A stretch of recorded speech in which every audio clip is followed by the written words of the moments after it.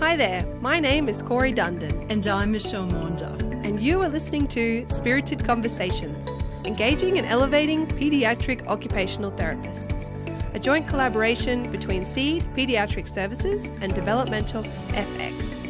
Each week you'll hear from myself and Michelle as we nerd out with Tracy Stackhouse.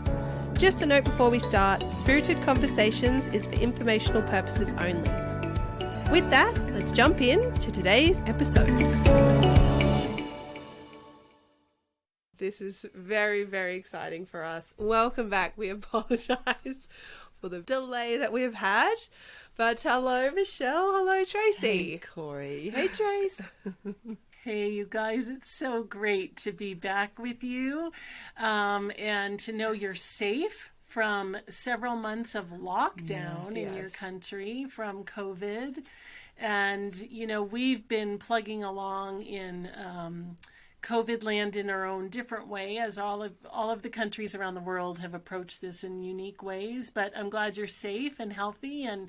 And the reason that we're kind of back and so happy to be together is we have had a bit of a hiatus that was unexpected. So we're happy to be back to our spirited conversations. I promise my wedding was not that long.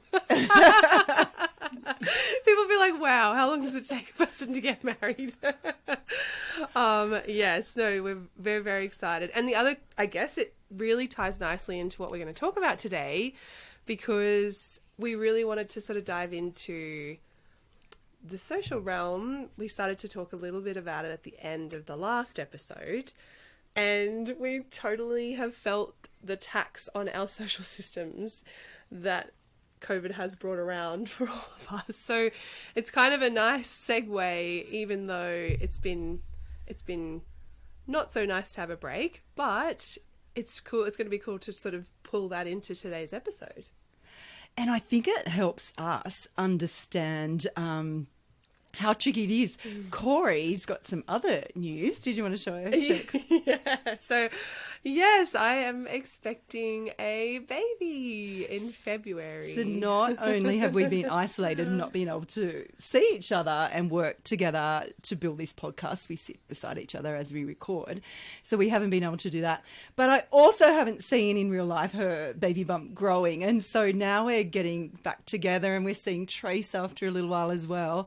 I'm just so excited that I want to touch her baby. I want to cuddle her. I don't know even if we're allowed to do that yet. But anyway, so it's just interesting in that coming back together and seeing each other. We've both really had to look and go, oh, what's alive? And oh, I'm so excited to see you and your new baby form that it's just made me impulsively want to do things that I might not have had we not had such a gap in seeing each other. Yeah, and you know, that drive for connection and social contact includes that touch contact. So we've been missing, and I'm missing you guys because I'm obviously far away from you, but I have the same urge. I wish that I could just be in physical connection and touch contact with you.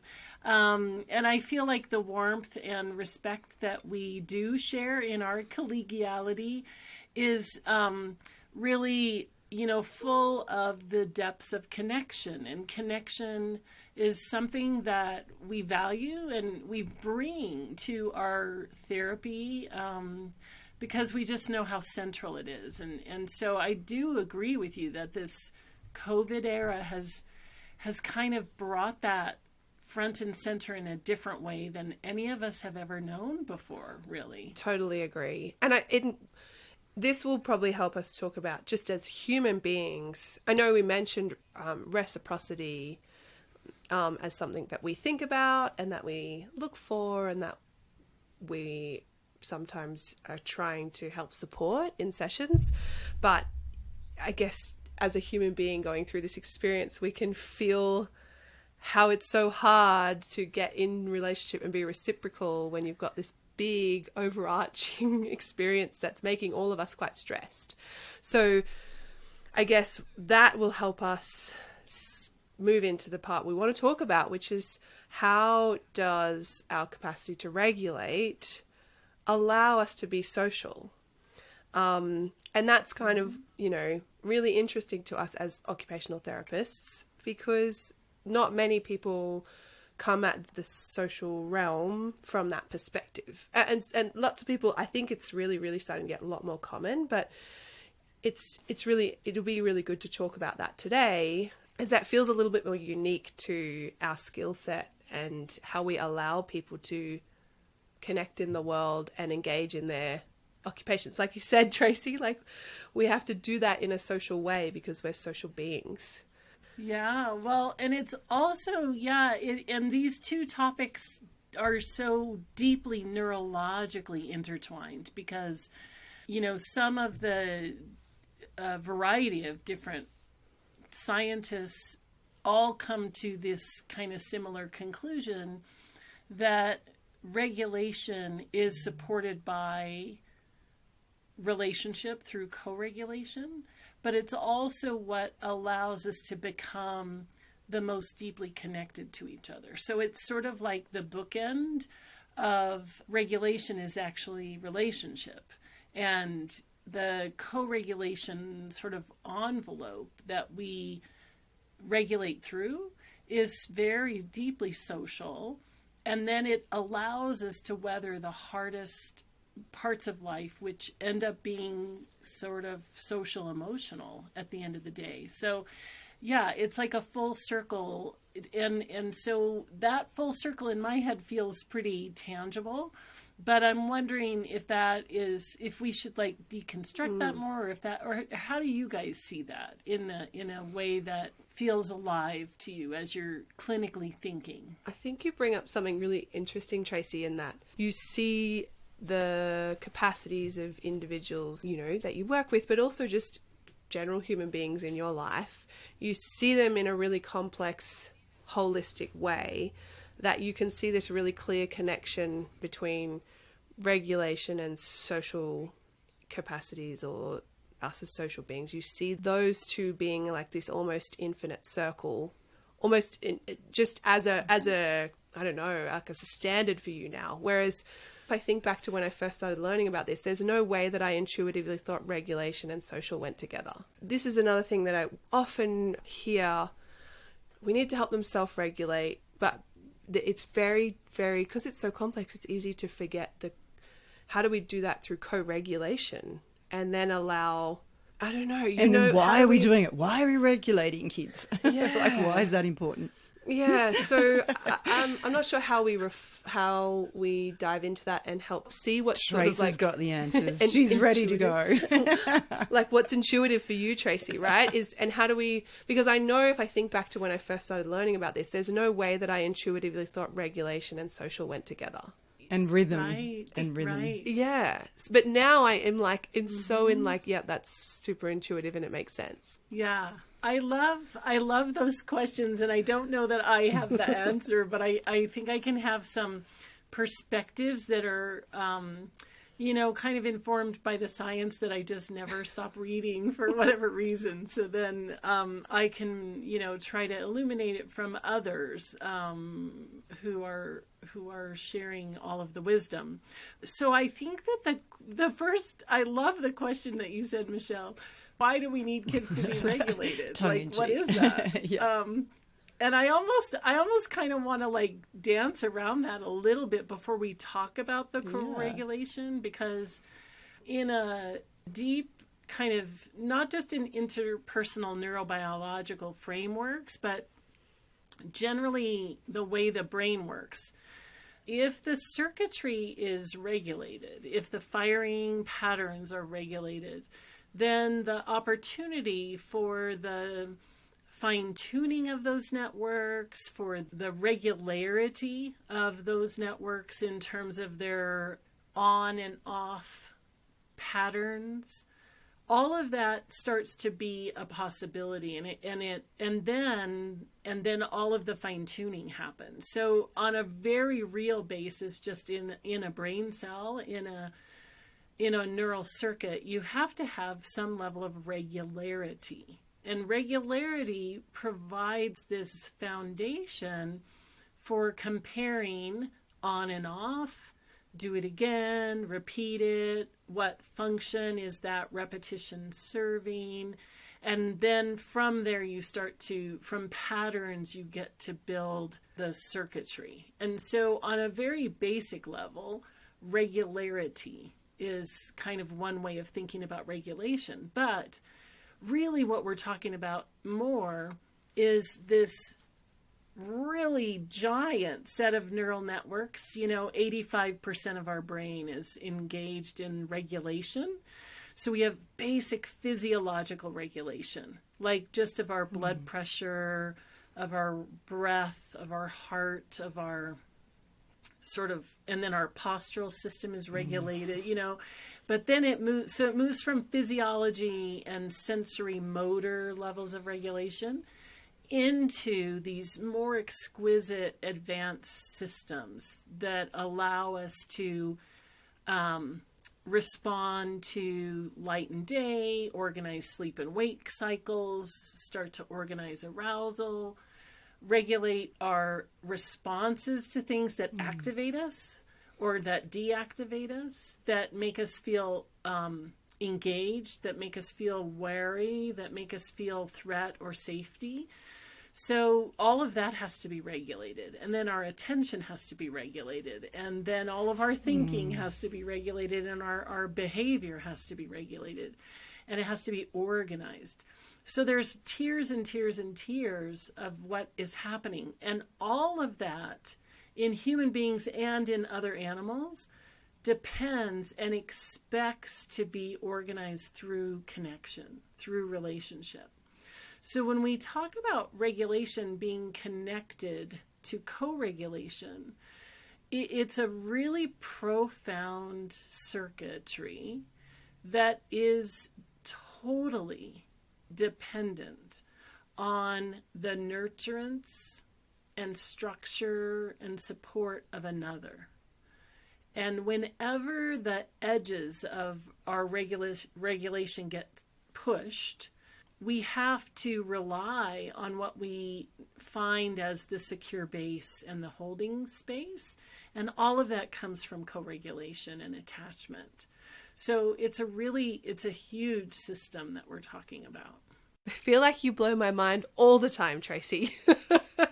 just because I think I'm always so impressed by how much you're able to verbalize what feels intuitive. And for you, it's all founded on neurology and science and a knowing of deeply learning about these things and how they come together. But it's really hard to verbalize some of these concepts and to explain them to other people, which is why you blow my mind all the time. Well, you're sweet. But here's the thing. I think I often come back to, in the 1990s or whatever, I kind of was drawn to this notion of clinical reasoning in occupational therapy. And one of the phrases that Mattingly and Fleming use is that in clinical reasoning, you take the tacit knowledge and you make it obvious. You make it clear and explicit and something you can talk about. So I feel like in the last, couple decades, like that's my real passion, is trying to help clinicians, educators, parents put into words what it is that needs to be understood. When we understand children, when we understand our work, we're really going to achieve helping people to come into the fullness of who they are. When we can't name it, I think that we can sort of chase it around a little bit. And it's so interesting. I have a colleague here in Colorado, Shelley Lane. She's a professor and a well-regarded occupational therapist and such an amazing colleague. But she says that, when therapists are uncertain and they can't name things, what happens is sometimes their needle gets stuck, like on the old record player, and the needle kind of gets stuck on a particular groove. And so she and I feel this, similar passion and dedication to helping therapists unstick their needles, and part of the way you do that is by being able to say, what is it that we're talking about here? And in occupational therapy, we always are connecting everything back to that big human adaptation of engagement and meaningful participation. In our essence, the more we're able to feel regulated and connected and in meaning, the more we bring that to the individuals that we're treating and providing therapy for. So for me, it is full circle, and it's about connecting the dots, and it's about seeing the neural networks as really alive systems that are connected, these dots, these threads that connect. So, in the spirit tool, that the spirited conversations is kind of, derived from this tool, this clinical reasoning tool.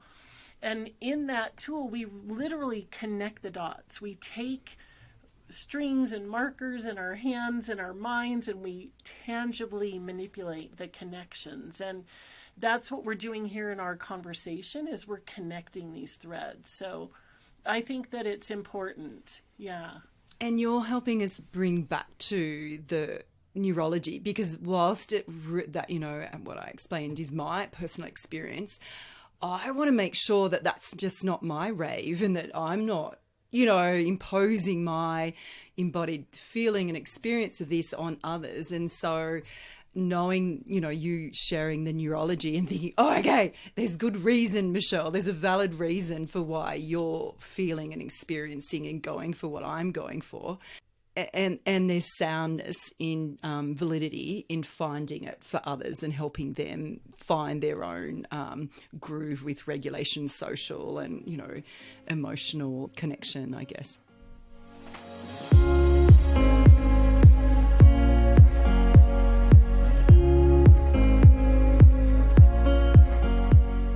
It made me think, especially earlier, Tracy, when you were talking about all those levels of regulation that we kind of need to then be in the world itself. And I was drawn to the last episode. We were talking about the child that I was working with and how hard it was for him, or how hard it was for both of us to get into connection and just some sort of back and forth interaction. I was just felt like he was just going about the room, doing things to try and help his own nervous system, but it almost felt like it wasn't hitting the mark. So it felt like he was trying to self-regulate, but just couldn't quite get there. And then in finding his rhythm, using the kazoos, of using breath, of getting it inverted, of rocking him in time to the rhythm that he was singing, then we were able to move towards being more social. And so that, I guess for me, it's trying to figure out that for each child that we work with, what's the recipe to allow the social piece to unfold? And when you do figure out the recipe, what happens? Well, you had a shared experience before. You were just two humans in the same space and you weren't really interacting or having a sense of togetherness. And then you facilitated him by lots of means that is really complicated for him to easily get. And you had a togetherness, I guess, which he responded to differently and kept coming back for more. And that's why we want to keep being interested in this area, so that we can allow him to come back for more and experience that more with more ease, I guess, and then allows his capacities to unfold.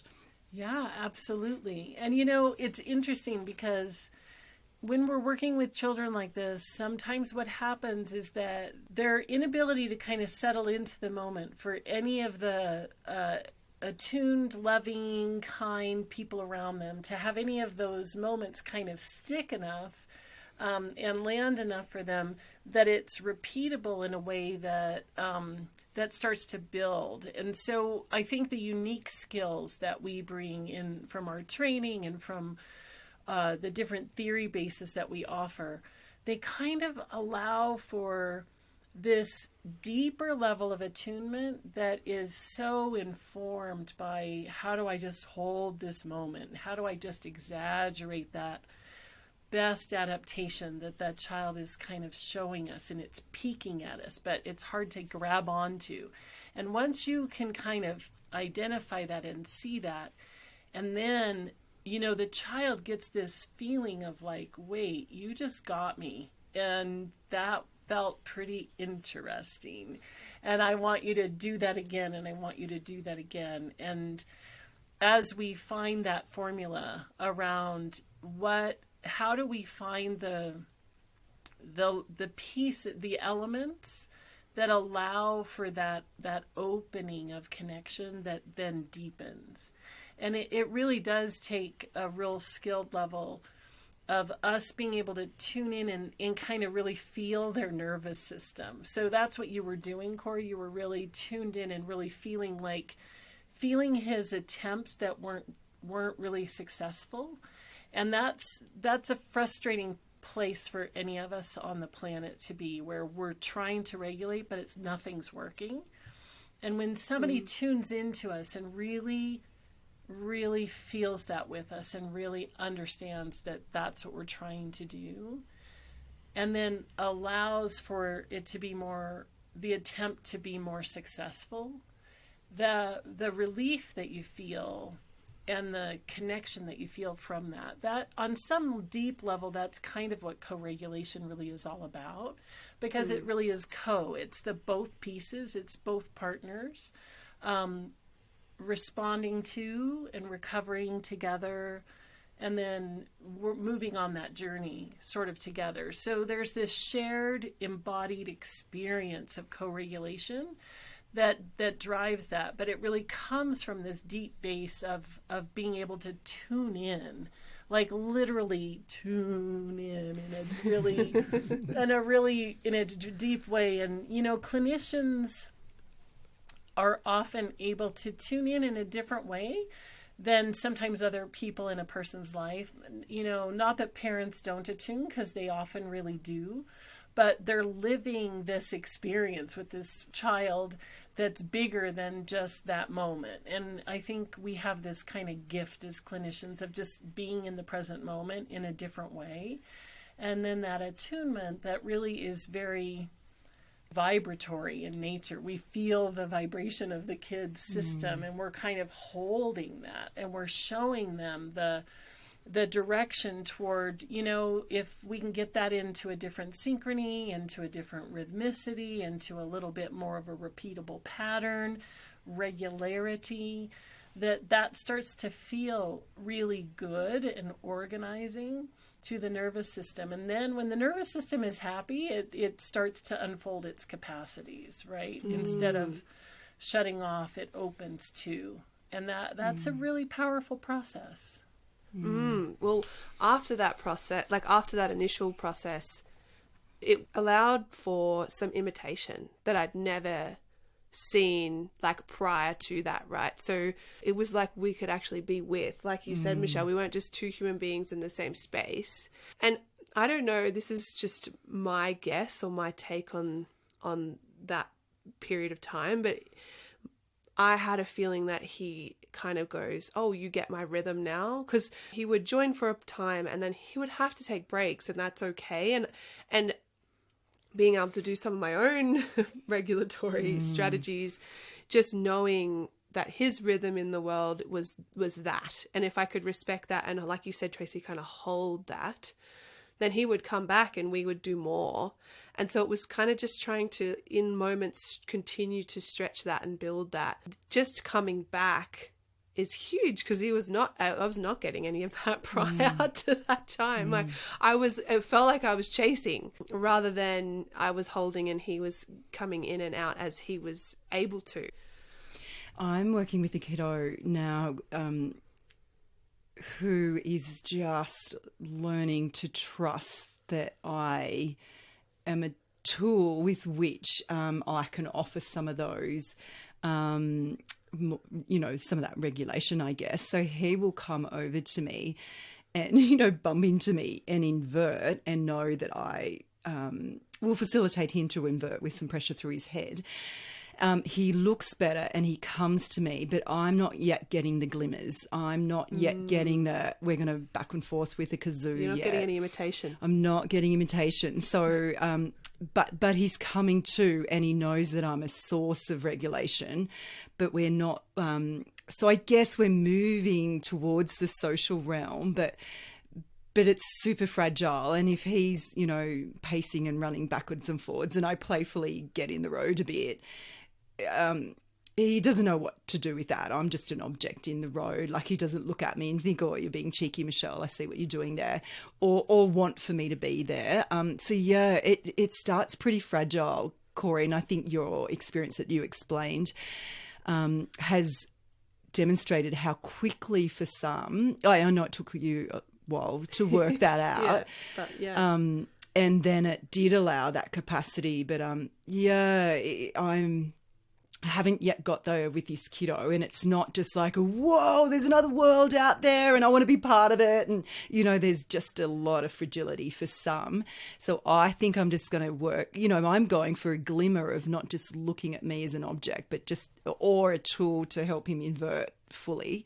But I'm next looking for that, oh, you know, just that spark, I guess, in his eye that I'm human and that we can have this thing together that's not just a transaction.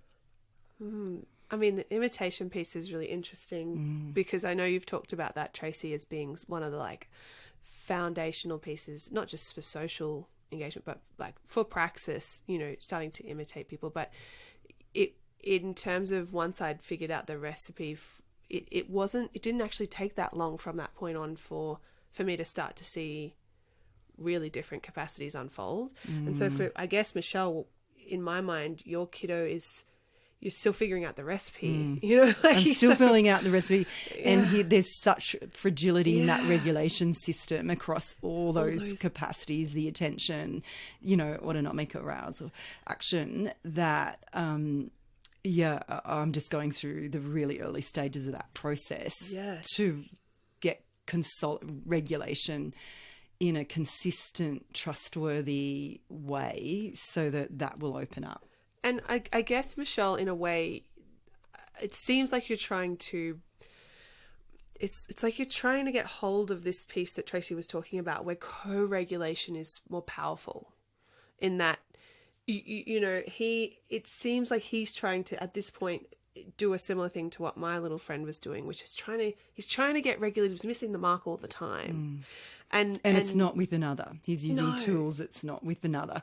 And from what Tracer said with the neurobiology, it might get him part way there, but it's the with another that's going to stick and hold him. Stick and hold, I guess. Yeah. Is that right, Trace?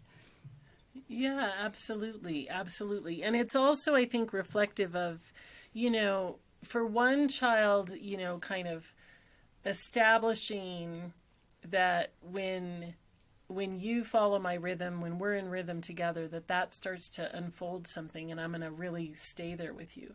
For another child, that getting to that level of exchanged, reciprocal kind of rhythmicity is a lot harder path. But for both of the stories, what you're talking about is just the really beautiful, intense work of sort of trusting that child's nervous system and trusting development, basically, and holding that enough that you get to the place where you repeat the pattern. Yes. And it's the repeating. You know, and it's the repeating. Yes. It is so much about repeating, right? Yeah, repeat and repeat, as we say. Yeah. Because, Michelle, I feel like for your story, have you've probably felt like you haven't been able to repeat something that felt like it had this real, like, I don't know, I'm trying to describe this feeling internally, you know? I think it doesn't feel yet social. I think that we've got this a number of things that he, you know, when I was sitting in a swing with him on me, in, you know, little legs into flexion and giving a little vibration through the feet into flexion. He was chewing away on his chewy. You know, it was beautiful. We had therapeutic listenings on as well. So it was just lovely, but so we were together and he wasn't moving away from that. And I guess that was really my point, is we were just starting to be together, but it wasn't juicy, and it's not juicy and sparkly and reciprocal yet. It's just we're being together.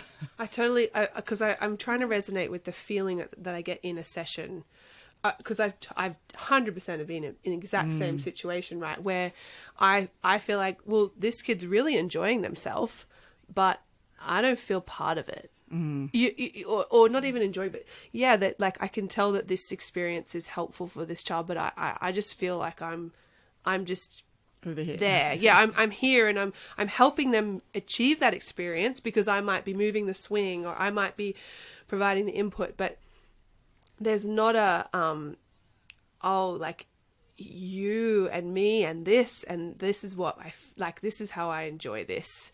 And it's the being with you that helps me feel this way, rather than just creating, like you said, Tracy, it's not just the pure cold delivery of sensation with rhythm. It's, it's matching the relationship to the child. And we're trying, like, sometimes it feels like we're trying to get them connected with the delivery of input in whatever way, but we're not able to get the connection there. And I'm not sure, and you probably said, you kind of hit the nail on the head, Michelle, with the fragility, because for your little friend, it seems like that those pieces that you were mentioning, Tracy, like being physiologically regulated, regulated in your body, and then attentionally regulated, all those pieces, if we haven't got those together, if the individual capacity to manage those things is so tricky, then it's so hard to do both, baby. I don't know. Is that right, Tracy? Yeah, that's totally right. I think, well, there's so many important pieces here. The hope and the intention that we hold to have that shared reciprocal exchange, where your experience, little beautiful wonder of a child that I'm with, and myself, when we have that shared moment, it feels so good, and we know we kind of are moving in a direction toward that. But what I think is important is, as you're kind of holding the space of the fragility, as you kind of are, because you feel that, is to not be longing for the connection that's at that higher level, because that isn't quite available to the child yet. We know we're on a journey to that, but it's so much about, in that moment, allowing the regulation that they did get to be the actual glimmer. The glimmer doesn't have to be affective and social initially. It can just be, wow, look what just happened. He found his midline. He found sustained 4 repetitions of movement and allowed me to be here with him. And that is the first step. So physiological and then sensory motor basis of regulation is a precursor to that shared social affect, and the reciprocity that is going to come. Those are precursors to imitation and precursors to higher level joint attention and others, skills that are going to unfold as they do, but you can't force them in. If you do force them in, it feels like a force to the child. And we're not about force, right? We're about support and structure and engagement and nurturance and warmth and unfolding of the capacity and supporting it to become. And then what happens is that for each child, their individual profile is going to unfold in a different way. So the kind of pieces we can kind of predict and anticipate and support and scaffold, but we can't force them. And if we start to, we can give off an energy that actually contributes to the fragility. So I think one of the hardest things about staying in that kind of developmental space is just the patience that it takes to hold it. Gosh, that's a nice reminder, because I'm not I'm greedy for where I want us to go. You are. Yeah, so hang in there, Michelle. Hang in there, you're doing a good job. And yeah, we all do that.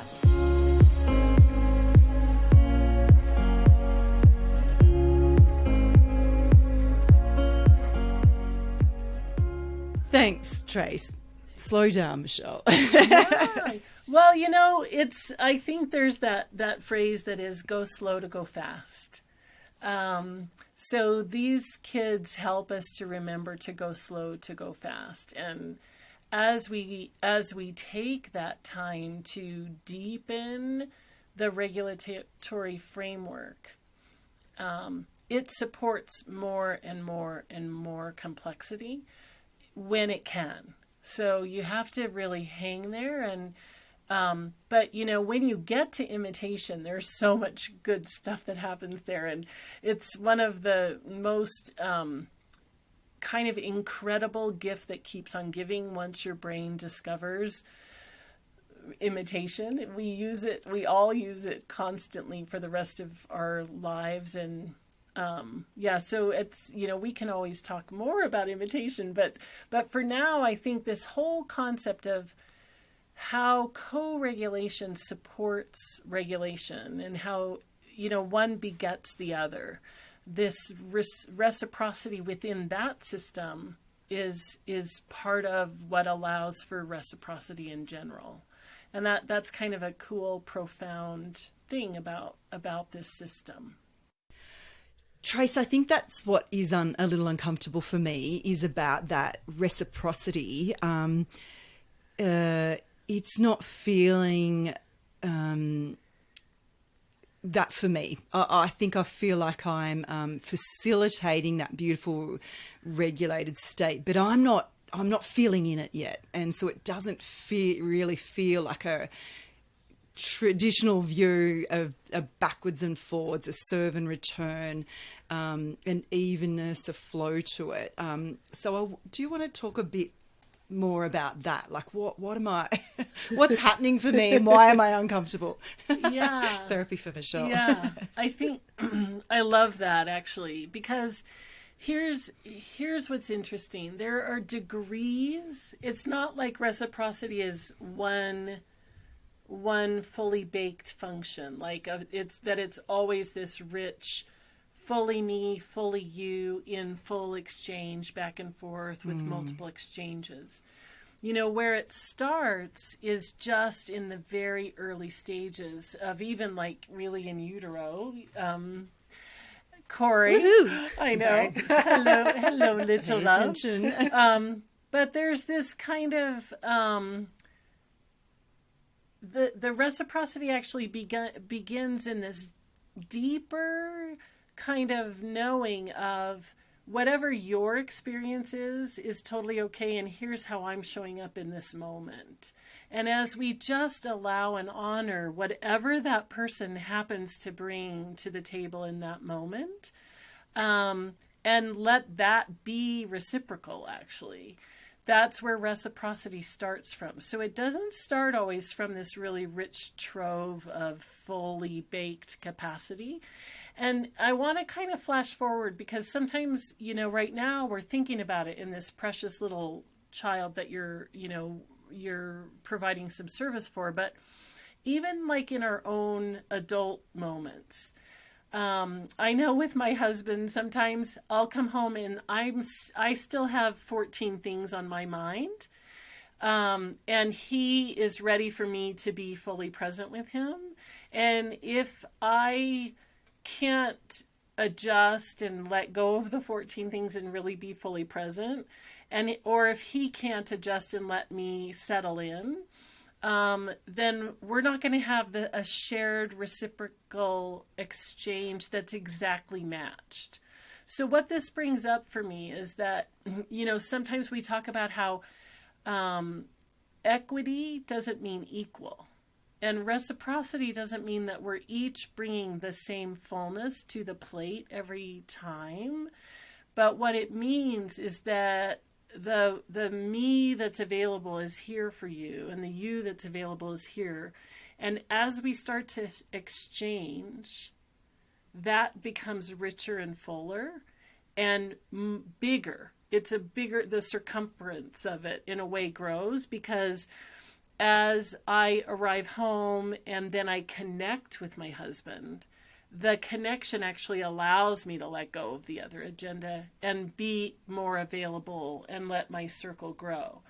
Right? So you guys both have that same. So we know reciprocity isn't like one thing. It's not one shape and it's not one depth. It's moldable and it's responsive. So the whole point of it is that it's responsive.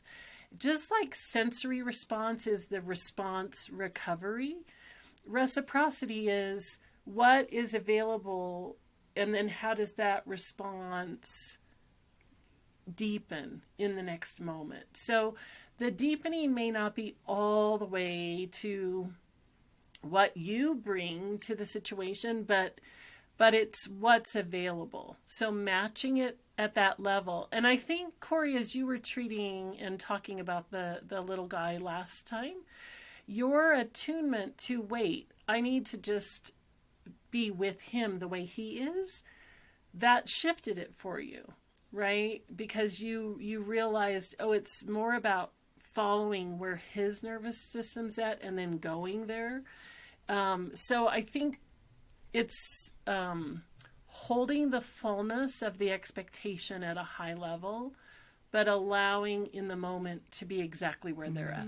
So I'm going to try and reword that and feel like if I've kind of got the essence of what you're saying. So by being with and figuring out what his nervous system, I guess by using my therapeutic use of self, adjusting my nervous system and where I was at to match what he needed in that moment, and I used other things to help me do that, that then allowed him to come into connection.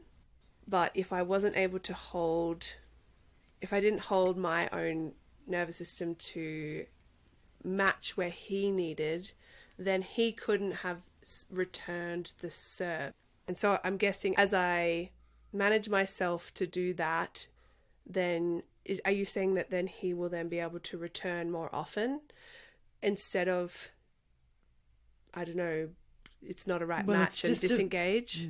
Well, it allows the possibility, and you're going to honour whatever he does. He'll tune in, or he'll, move away, or he'll move on to another capacity, or that's what I'm getting, that we have to suspend. I'm carrying all this. I want us to go there, rather than truly putting all my agendas aside for where I want his social capacities to move towards, and be with what he's offering me, which was staying with me and that's receiving. right. And then it's also attuning to what is the quality that allows for either an interactive, oscillatory, rhythmic exchange to start to happen. So is it on that level? Is it physical? Is it vestibular? Is it rhythm? Is it, is it tactile? Is it positional? Is it affective? So for each child, there's going to be an opportunity that shows itself. And then as you attune to that and the child wants to repeat that, as you start to do that, what happens is you build the repetition, the cycle, and the trust that that's going to be reliable. And then from there, you can start to offer, another curious expansion of that, or another, maybe let's do that on a repeated rhythm that's a little slower or a little faster. What happens there? So we're going to play with temporal qualities, with spatial qualities, with mutuality, with, deepening that. For some kids, you can do it through affect. For some, you have to stick really with sensory or motor. There's not one way, but it's the child's way. What works for them? And so that's what you're attuning to, and you're both really exquisite at that. But the invitation is to just go slow and tune into the quality that is the most salient for them.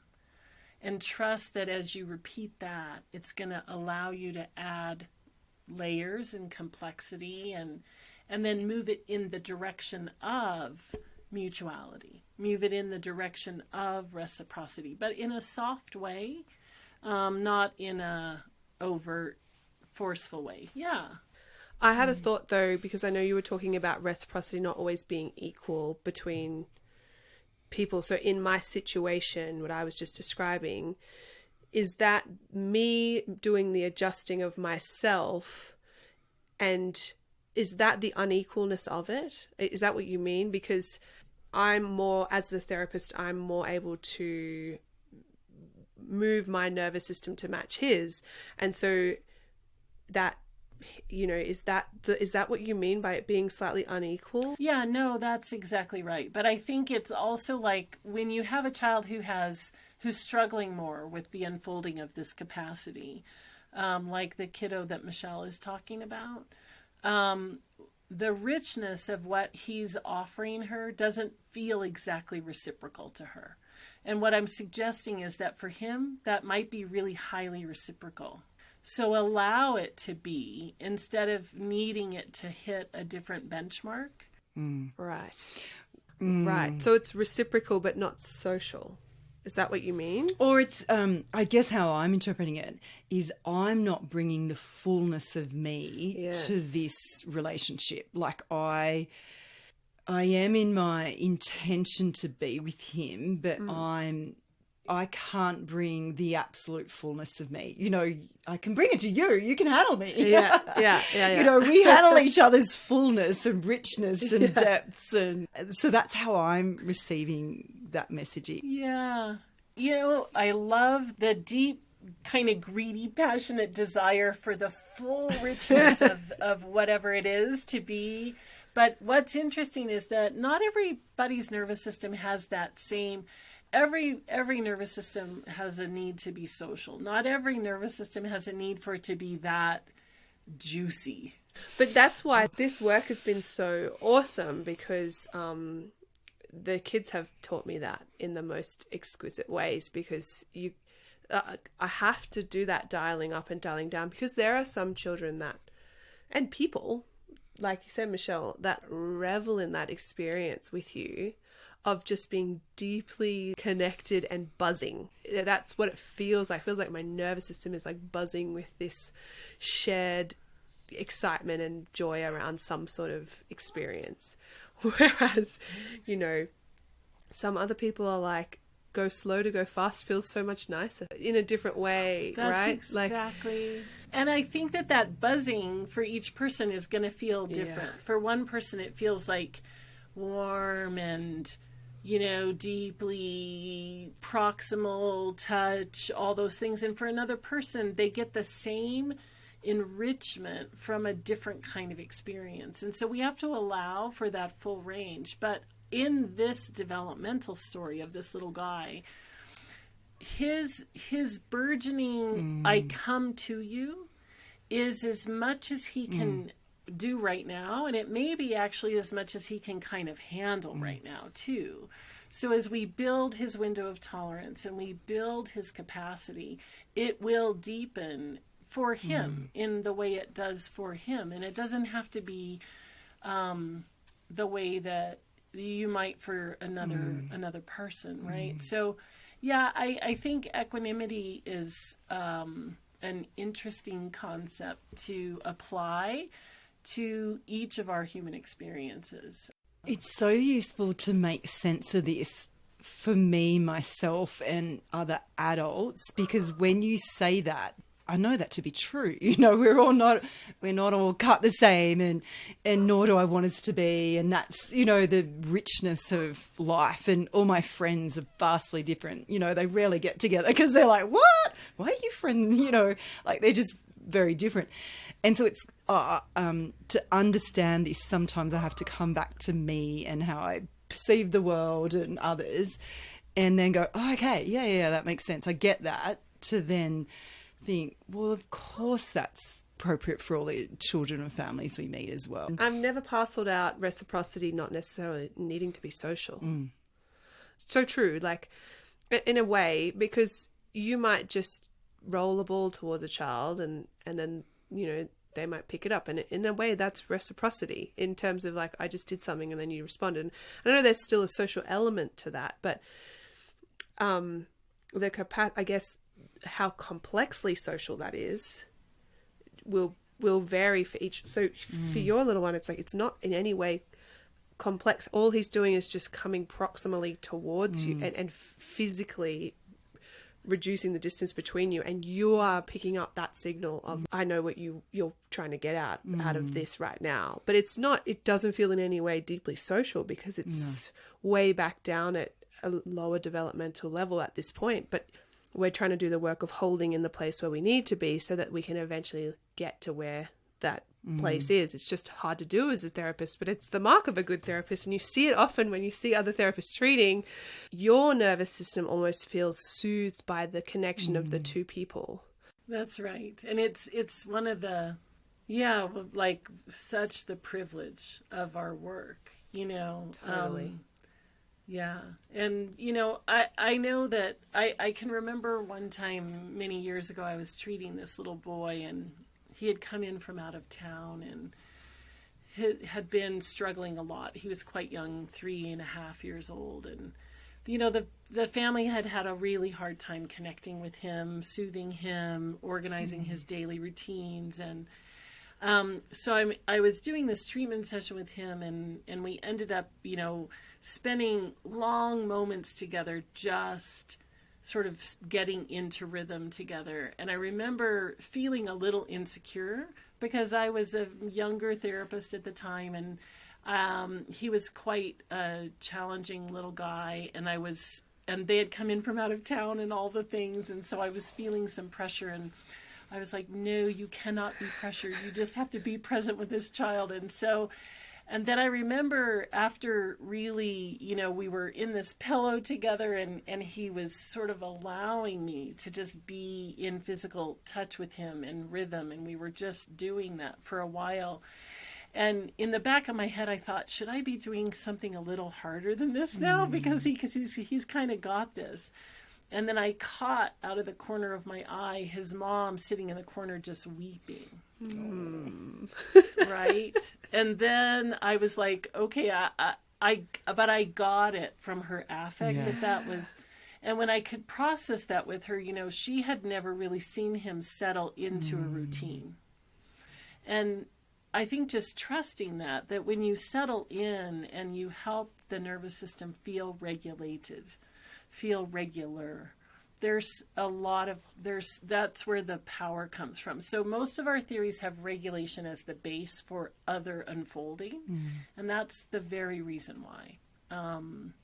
So I think just trusting, I say this all the time to you guys, trust the theories, trust yourselves.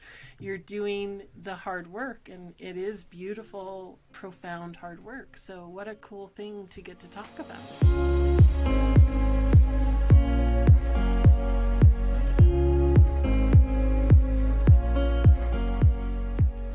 So in spirited conversations, you know, lots of times we talk about things in kind of a theoretical way and then a really applied way, and we dance between those two places.